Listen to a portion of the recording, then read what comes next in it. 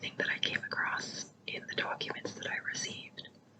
Okay, so prior to the murders, all three men involved in the crime met up at Shirley's barbecue before they were subsequently kicked out. They then went to the city civic center. There was no bite there, so they headed over to Pizza Hut with the intention to abduct, assault, and kill whoever they next came across. According to Virginia State Police report, accused number 1, McPherson, indicated in his confession that he and the other two men abducted the couple with the intention to rob them and to sexually assault the female victim, or defile, as he characterized it. Deborah, according to her mother, was white, 16 years old, 5'4", 110 pounds, with brown hair, blue eyes, and an olive complexion. She was wearing a white blouse and blue-green plaid jumper suit, blue dress, shoes, black bag, and left the home at about 6 p.m. with her boyfriend David. So the victim's vehicle was a 1971 blue Ford Maverick.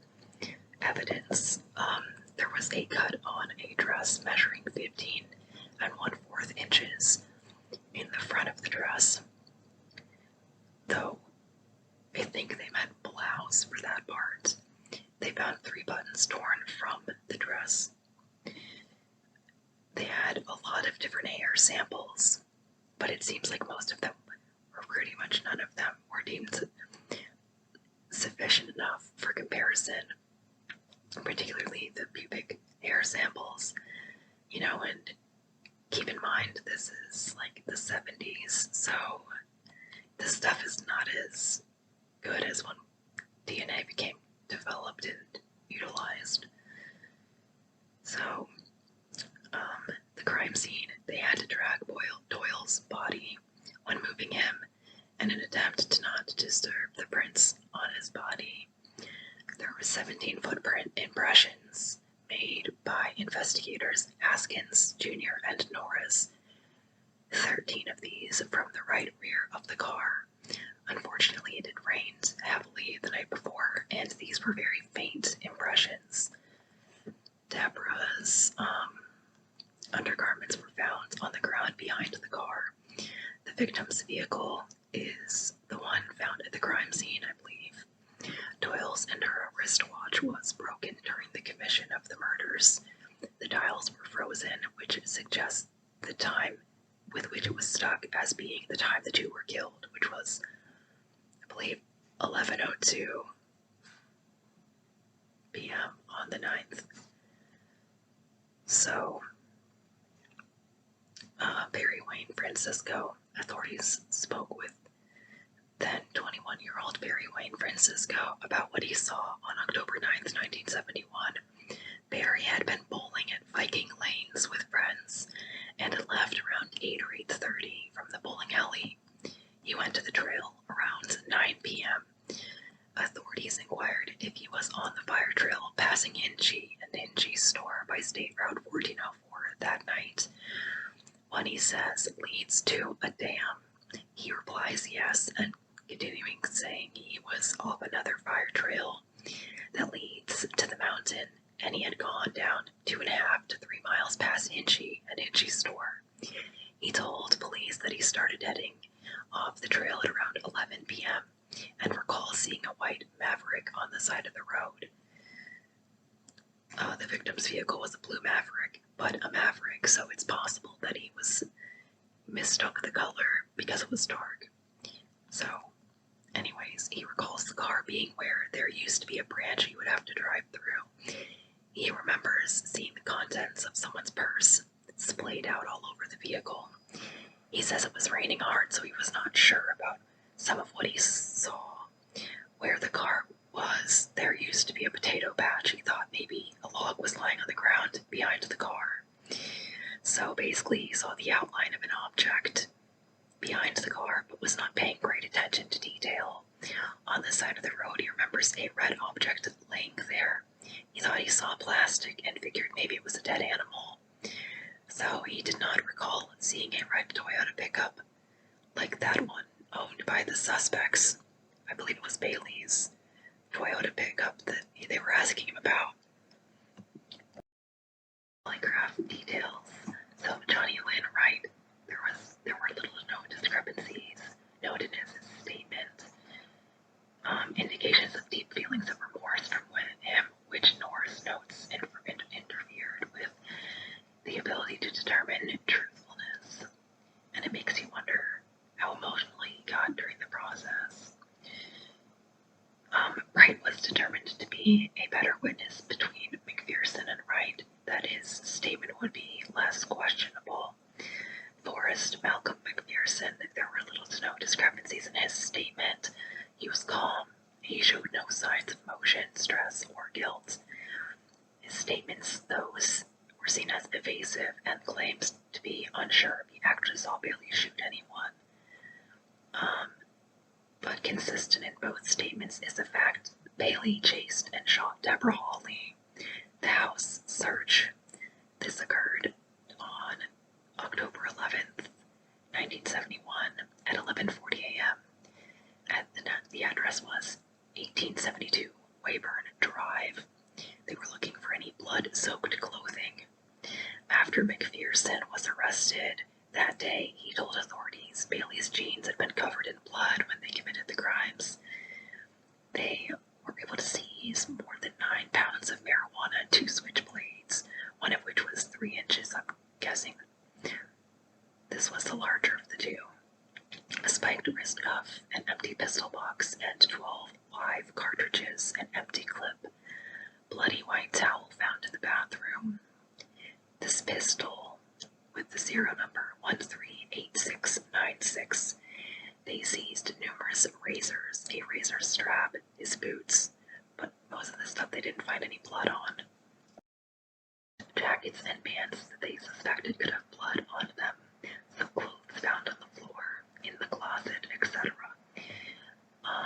And they found between the mattress and box spring a loaner motorcycle gang scrapbook with explicit images and various other photographs. They found one blue denim jacket hanging in the closet that had trace amounts of blood on it, but police said not enough blood to really be as useful as they were hoping. So Bailey's record, this is according to the FBI, arrested for breaking and entering January 8th, 1963, and he was arrested by Roanoke PD for reckless driving October 10th, 1965. He was again arrested January 24th, 1970 for assault. He was charged with malicious wounding August 1st, 1970, and he violated his parole August 4th, 1970. He violated his parole again December 1st, 1970.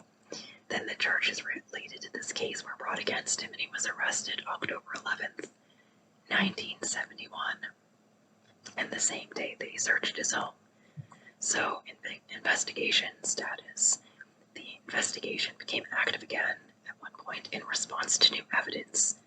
Origins of the gun and information from a cellmate of Bailey's, Wayne Dale Harmon, although there are multiple witnesses who speak during the trial, and numerous ones from the jail. You'll see, it's interesting. So the gun from the murder weapon was a stolen gun which was traced by authorities, specifically Investigator Gibbs. They were the guns used in Hanging Rock came from a factory in Italy. That's where it was made. Then it went to Stacola Hardware in Tampa, Florida.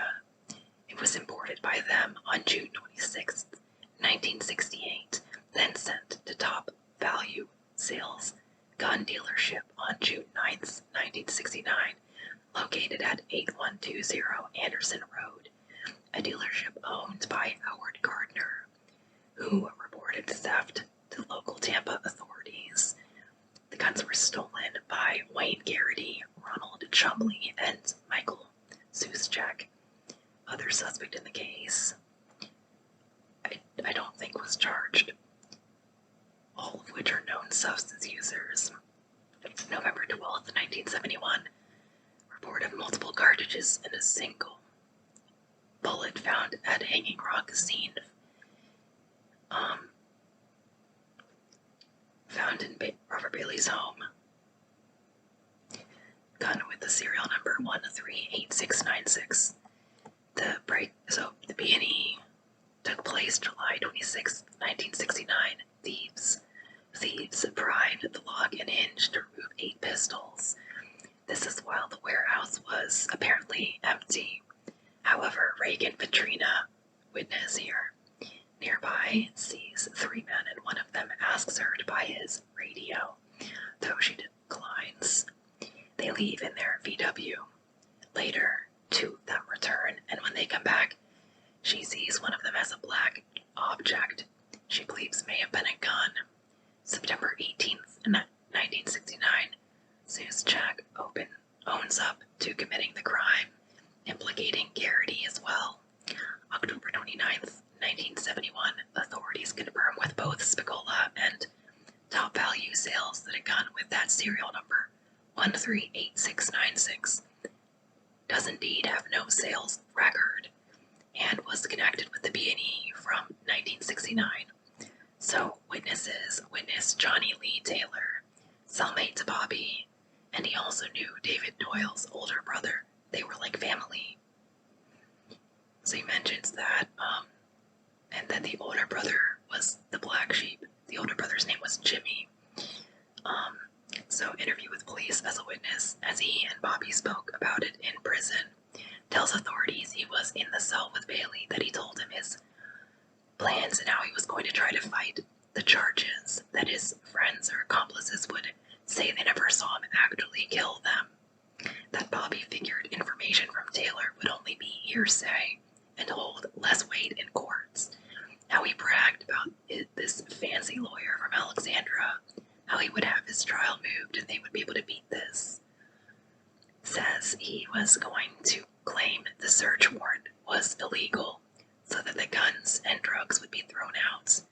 When Askins asks him if Bailey told him he killed her, he says yes, but he said nobody didn't see him do it. Now let's see, but there is another trick he's trying to pull. That the girl ran down a ditch and he killed her, but nobody's seen him do it. Taylor talks about how Bobby had been wanting to kidnap someone for some time before he committed the crimes. That once at the Crossroads Mall with his wife Brenda, he just fantasized about snatching this chick he saw in a bathing suit and taking off with her. He claimed to Taylor, he told me there was no way they could prove that he had sexual intercourse with the girl because, well, he told me he couldn't even get his, up that night, and he said he didn't want to bust in this girl, and there was no way they could prove he did, though he did admit to raping her. Taylor also mentions that Bobby disclosed killing someone once before, some dude on a hunting trip, and he describes his personality as being split, which is interesting. So he killed the couple all up, hopped into the Jeep. Then he told him about how after the murder he disposed of bloody blue jeans. Also, Taylor touches on how Bailey justified his actions by saying he didn't get off on it and had to violate her by sodomy because he wasn't excited by her. Not only this, is this just garbage? And this, this garbage human makes your skin crawl, but way to argue cops won't get me and create distance between himself and his heinous actions.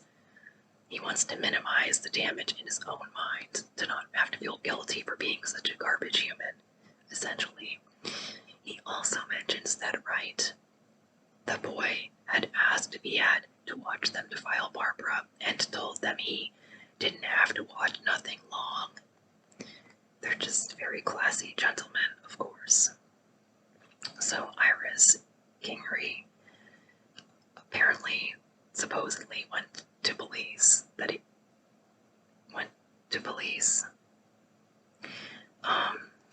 that she was the girlfriend of Bobby's buddy from Martinsville. This was mentioned briefly in Taylor's interview, but there's really nothing else I could find about this person. I didn't look that hard, but thought that was interesting. So Taylor testifies as a witness during the trial January 22nd to 26th, 1973 in Alexandria. Taylor at the time was incarcerated at Southampton Farm, Cabron, Virginia. So witness Wayne Dale Harmon, Detectives Haskins and Dix, asked Wayne what other prisoners thought of Bailey and most disliked him based on his crimes against the couple. That if he did not get the chair, someone at the penitentiary would kill him. Bailey brags to Wayne about how he is going to get off on a lower charge and detailing his actions when conducting his heinous crimes. Wayne provided his statement to Roanoke County and investigators May 8th, 1972 at 12:15 p.m. He also informed authorities of two other men who spoke with Bailey and McPherson, which were Kenneth, Ronnie Sizer, and Tommy Neal, though I don't think they were able to ever get a hold of Tommy, or at least if they did, I did not have any records of this provided to me. Sergeant Cunningham and Detective Haskins spoke with Sizer on May 10th, 1972. Alright, so Wayne told police that Bobby had also talked to Tommy Neal and Ron Sizer.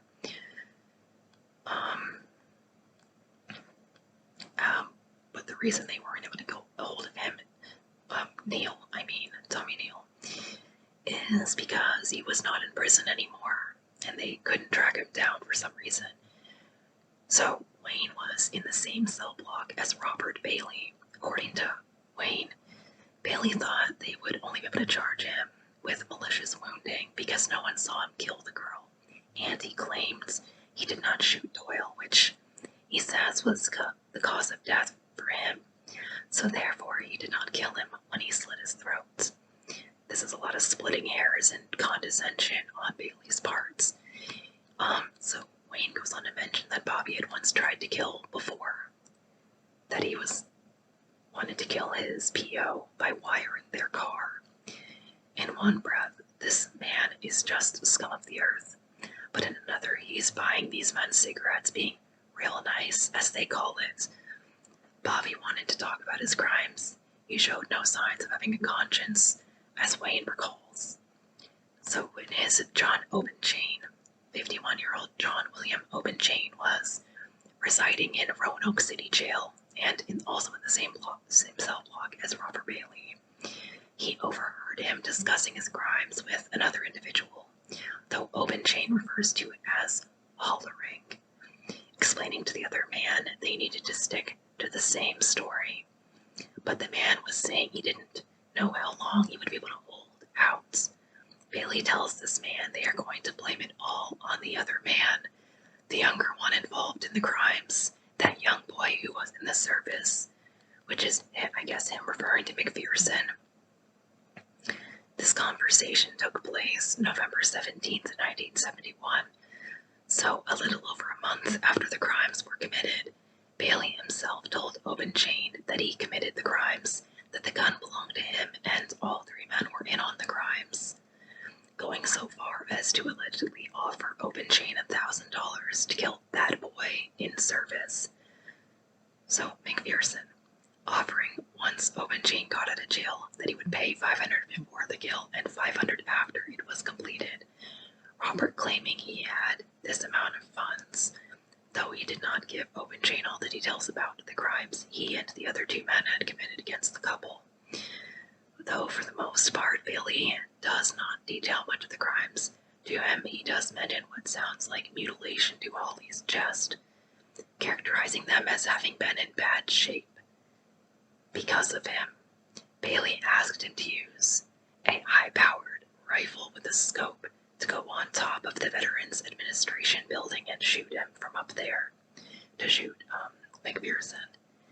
Obenchain offered to testify to this in court and said he was not getting leniency for his own court case as a reward for testimony. I think they all just really hate Bailey because he's a douche. That's my opinion. And really dislike men who assault underage women, just saying. Especially when they brag about it. Scum of the earth. Okay, so witness Kenneth Sizer. These are details from an interview May 10th, 1972, between Sizer and Mr. Ryder, who was Assistant Commonwealth Attorney for Roanoke County. While in Salem jail, Sizer interacted with all three men, McPherson, Bailey, and Wright. He was in the same cell block as them. Sorry, I lost my place. According to Sizer, the men abducted the couple at a pizza joint.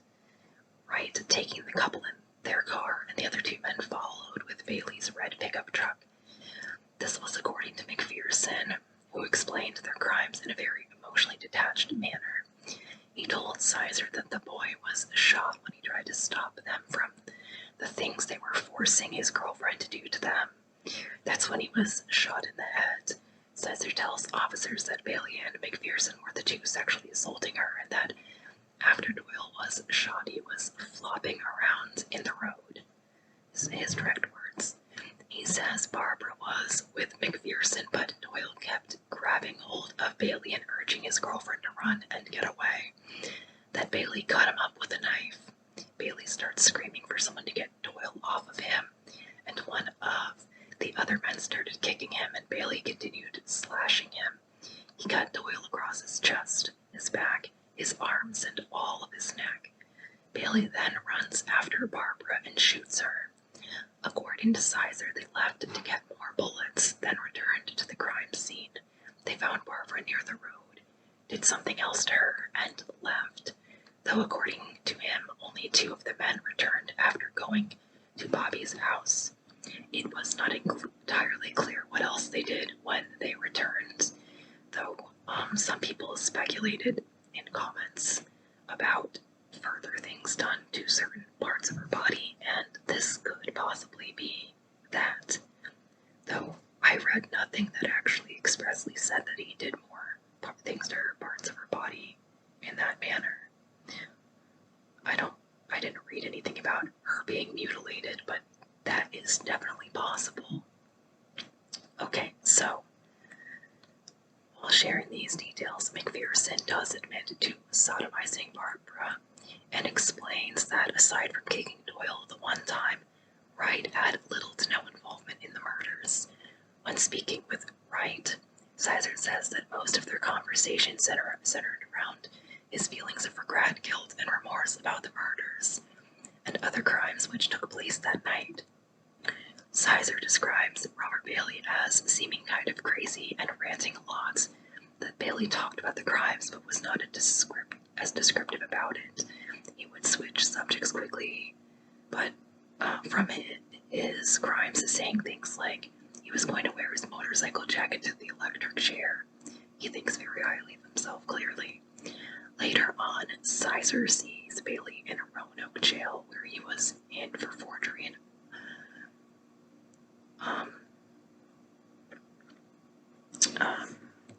he was in for deals with fraud or forgery, like knowingly selling or publishing a counterfeit document, something like that.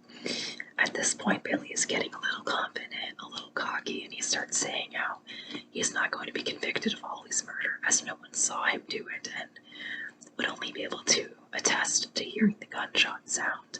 So he knows the men are going to testify against him at this point as a way of paying back society. When speaking with Sizer, he does not own up specifically to the assaults being done by him, though we know that he was one of the two men assaulting her and the individual who was leading these criminal acts, i.e. the main perpetrator. The way he is describing it in the interview, it sounds to me to be a lot like distancing himself from his crimes almost. He talks about how confident Bailey was that no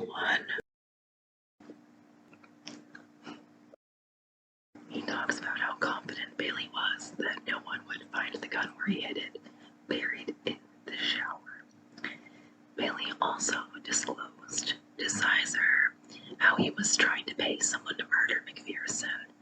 He also shares with Sizer how he had tried to murder his probation officer by wiring his car. Smooth move. Dennis Lee Harris.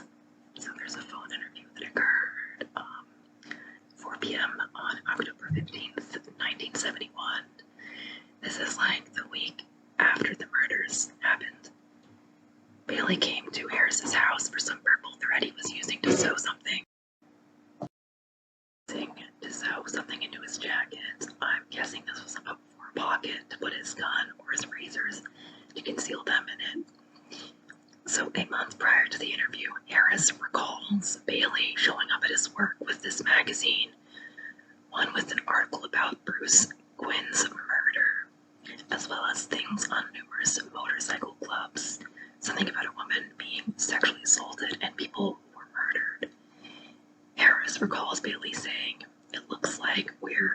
lousy club compared to them, and that he responded saying, well, maybe we are, but I'd rather stay like that.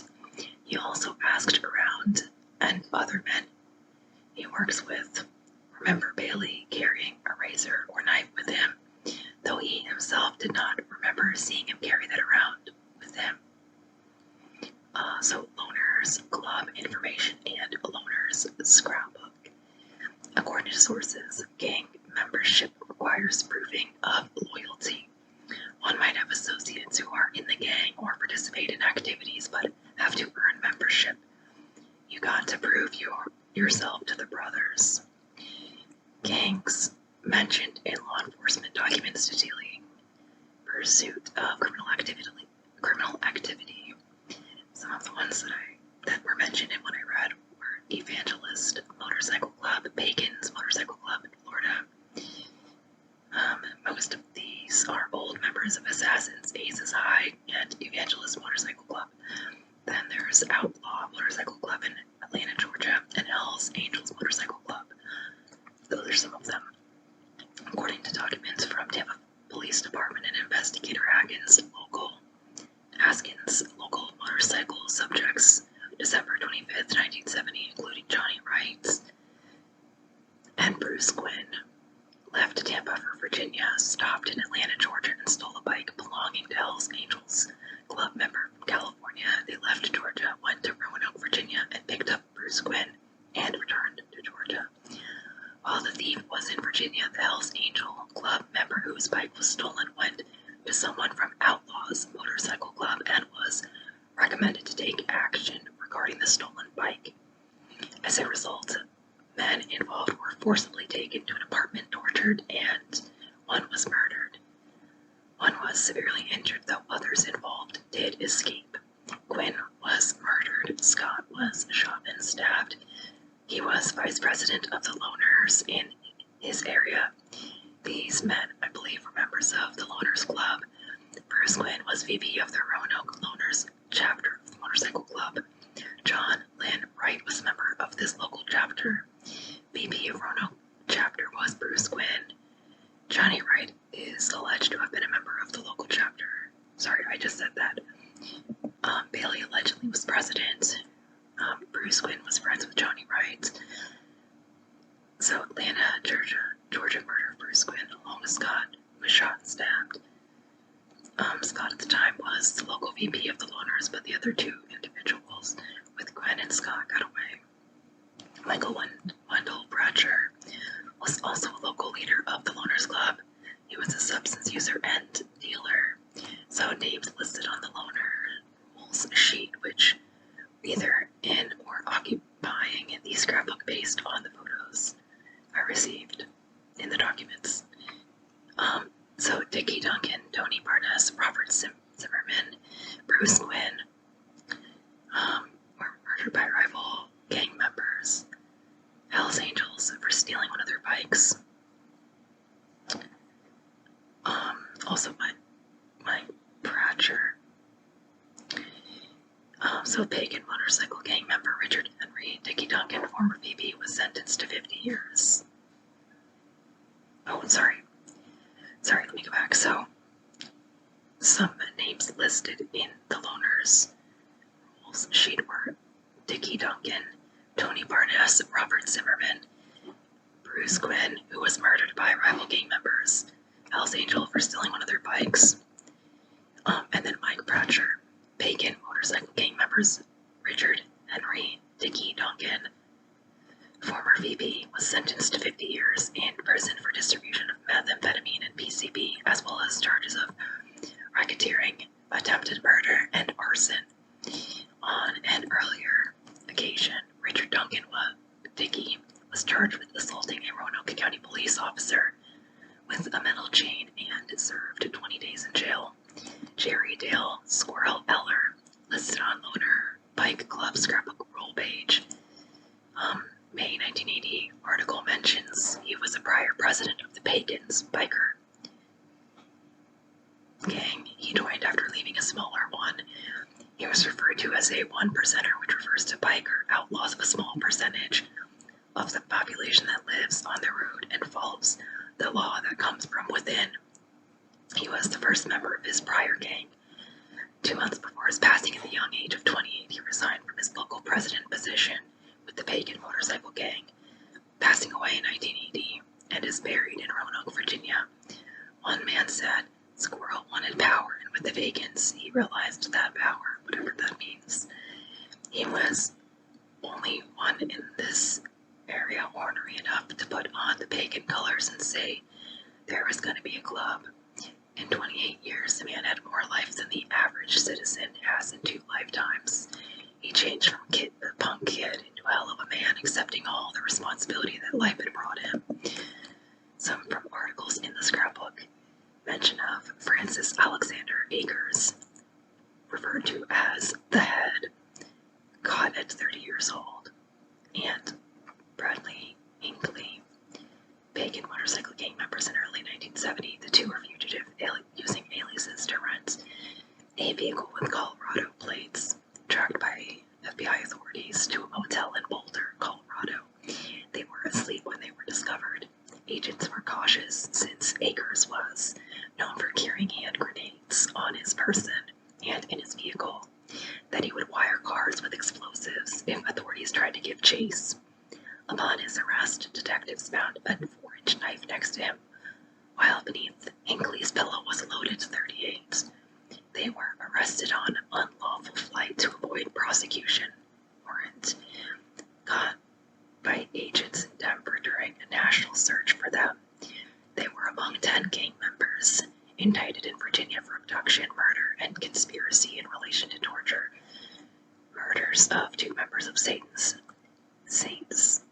gang members. They were captured several days after Gene Gaylord Lambert was captured in California, where he and his wife were living. So that's about everything that I have on this case. I know this is a little bit all over the place, but that's pretty much it. Let me know your thoughts if you found any of this to be interesting.